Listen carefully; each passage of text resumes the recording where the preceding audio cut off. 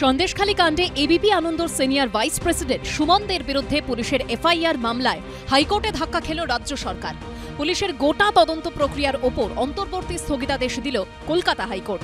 বিচারপতি কৌশিক চন্দ রাজ্য সরকারকে প্রশ্ন করলেন, বারবার সঠিক খবর সম্প্রচার করা হয়েছে, ক্ষমা চাওয়া হয়েছে, বারবার যদি কেউ অবস্থান স্পষ্ট করে ক্ষমা চান তাহলে তার যে কোনো অসৎ উদ্দেশ্য ছিল না সেটা পরিষ্কার হয়ে যায়, তাহলে অযথা কেউ কেন তদন্তের সম্মুখীন হবেন? সোমবার আদালতে এবিপি আনন্দর হয়ে সওয়াল করেন আইনজীবী রত্নাঙ্ক বন্দ্যোপাধ্যায় ও সন্দীপন গঙ্গোপাধ্যায়। রত্নাঙ্ক বন্দ্যোপাধ্যায় সওয়ালে বলেন, রাত ৮টায় প্রথম ওই খবর সম্প্রচারিত হয়, আর ওই দিন রাত থেকেই ভুল স্বীকার করে ক্ষমা প্রার্থনা করে নতুন সংবাদ পরিবেশনা শুরু হয়। এরপরই বিচারপতি কৌশিক চন্দ বলেন, প্রতিটি ভুল বা ভুল তথ্যই কিন্তু অপরাধ নয়, উদ্দেশ্যটাই আসল। এখানে ভুল হয়েছে, কিন্তু সঙ্গে সঙ্গে সেই ভুল শোধরানো হয়েছে। আবেদনকারী তার অবস্থান বিস্তারিতভাবে স্পষ্ট করেছেন। বারবার সঠিক খবর সম্প্রচার করা হয়েছে, ক্ষমা চাওয়া হয়েছে। বারবার যদি কেউ অবস্থান স্পষ্ট করে ক্ষমা চান তাহলে তার যে কোনো অসৎ উদ্দেশ্য ছিল না সেটা পরিষ্কার হয়ে যায়।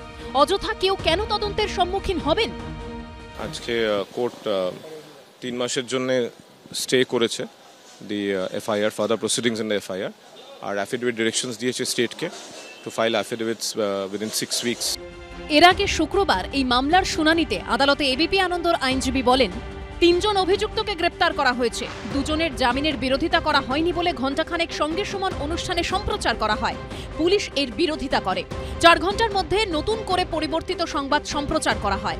অনিচ্ছাকৃত ভুলের জন্য ক্ষমা প্রার্থনা করা হয়। তারপরও ১৩ই ফেব্রুয়ারি আমাদের নোটিশ পাঠান পুলিশের আইনি উপদেষ্টা। ১২ই ফেব্রুয়ারি প্রথম খবর সম্প্রচার হয়। সেদিনই রাত ১২টা থেকে সম্প্রচার হয় পরিবর্তিত খবর। ১৩ই ফেব্রুয়ারি নোটিশ পাঠাবার আগেই ত্রুটি সংশোধন করে নেওয়া হয়েছে। তারপরও কেন এফআইআর? তখন বিচারপতি কৌশিক চন্দ রাজ্য সরকারকে প্রশ্ন করেন, জামিনের বিরোধিতা করা হলো কি হলো না তার জন্য এই দুটি ধারা কিভাবে প্রযোজ্য হয়? আমি যদি বলি যে পুলিশ জামিনের বিরোধিতা করেনি, আর যদি আমি ক্ষমা নাও চাই, তাহলেও কিভাবে এই দুটি ধারায় মামলা হয়? এরপর রাজ্য সরকারের আইনজীবী বলেন, এই ধরনের খবরের কারণে আইন শৃঙ্খলার সমস্যা হয়। এই খবরের পরই থানার সামনে বিক্ষোভ হয় যে কেন জামিনের বিরোধিতা করা হয়নি। তখন বিচারপতি বলেন, আমাকে দেখান যে এই খবরের কারণেই গন্ডগোল হয়েছে। পৃথিবীর কোথায় হয়েছে দেখান। তখন রাজ্য সরকারের আইনজীবী বলেন, এখন আমার কাছে ভিডিও নেই, সময় দিন। তখন বিচারপতি চন্দ বলেন, এফআইআর থেকে দেখান, গন্ডগোল কবে হয়েছিল? উত্তরে রাজ্য সরকারের আইনজীবী বলেন, ১৩ই ফেব্রুয়ারি।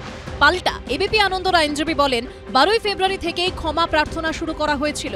তখন বিচারপতি রাজ্য সরকারের কাছে জানতে চান, ঘটনা প্রবাহের সঙ্গে এফআইআর দায়ের হওয়ার সময় কিভাবে মেলাবেন? উত্তরে রাজ্য সরকারের আইনজীবী বলেন, সবাই যে একই সময় টিভি দেখবেন তার তো কোনো মানে নেই। ইচ্ছাকৃত ভুল করা হয়েছে। প্রথম ভিডিও যেখানে ভুল তথ্য ছিল সেটি দেখার পর বিচারপতি বলেন, ১৩ তারিখ বেলা 12:30 নাগাদ যখন আপনারা ক্ষমা চাইতে হবে বলে নোটিশ পাঠাচ্ছেন তখন আপনারা গন্ডগোলের কথা লেখেননি। তখন রাজ্য সরকারের আইনজীবী বলেন, নোটিশ পাঠানোর পরে এবং এফআইআর দায়েরের আগে গন্ডগোল হয়েছে। তখন বিচারপতি বলেন, নির্দিষ্ট সময় বলুন। এটা তো সাংবাদিকের বিরুদ্ধে এফআইআর, কিন্তু যে গন্ডগোল হয়েছে তার প্রেক্ষিতে এফআইআর কোথায়? এর কোনো উত্তর দিতে পারেননি রাজ্য সরকারের আইনজীবী। তখন বিচারপতি কৌশিক চন্দ বলেন, হিংসা ছড়ানোর উদ্দেশ্য নিয়ে এই খবর করা হয়েছিল কিনা সেটা দেখতে হবে। তো তাহলে কি এটা ধরে নিতে হবে যে দাঙ্গাকারীরা শুধুমাত্র ভুল খবরটাই দেখেছিল? গন্ডগোলের সঙ্গে এই খবরের যোগসূত্র দেখান, না হলে তো এরপর বলবেন যে সন্দেশখালীর সব গন্ডগোলের সঙ্গেই এই খবরের যোগ আছে।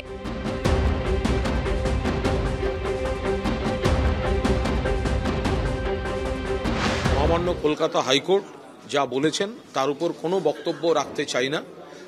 এটা ঠিক যে কোনো চ্যানেল বা কোনো কাগজের যদি কোনো খবর ভুল হয়ে যায় এবং তারপর যদি সেটা সময় মতো সংশোধন করে নেওয়া হয়, সেক্ষেত্রে তার পরিপ্রেক্ষিতে নতুন করে কোনো ব্যবস্থা ইত্যাদি সেটা বোধহয় অ্যাভয়েড করা গেলেই ভালো হতো। তবে সেটা পুলিশ কর্তারা বলতে পারবেন, বাকিটা কোর্ট যা বলেছেন। হাইকোর্টের রায় প্রসঙ্গে সোশ্যাল মিডিয়ায় শুভেন্দু অধিকারী লেখেন, তদন্ত প্রক্রিয়া স্থগিত করে এবিপি আনন্দর সিনিয়র ভাইস প্রেসিডেন্ট সুমন দেকে স্বস্তি দিয়েছে কলকাতা হাইকোর্ট। আমি এই রায়কে স্বাগত জানাই, যা গণতন্ত্রের চতুর্থ স্তম্ভের উপর রাজ্য সরকারের আক্রমণকে প্রতিহত করেছে। এখন সাংবাদিককে, তার সঙ্গে সম্পাদককে কাউকে ছাড়ছে না। আজকে নিরাপত্তা সর্দারকে অ্যারেস্ট করা হয়েছে মিথ্যে মামলায়, সুমন দেকে মিথ্যা মামলা করে তারপরে তাকে ডাকা হচ্ছে।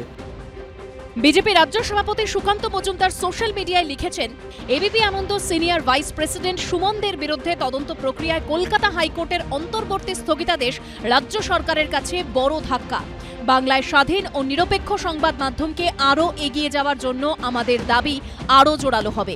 সৌভিক মজুমদার, অর্ণব মুখোপাধ্যায় ও প্রত্যুৎ সরকারের রিপোর্ট, এবিপি আনন্দ।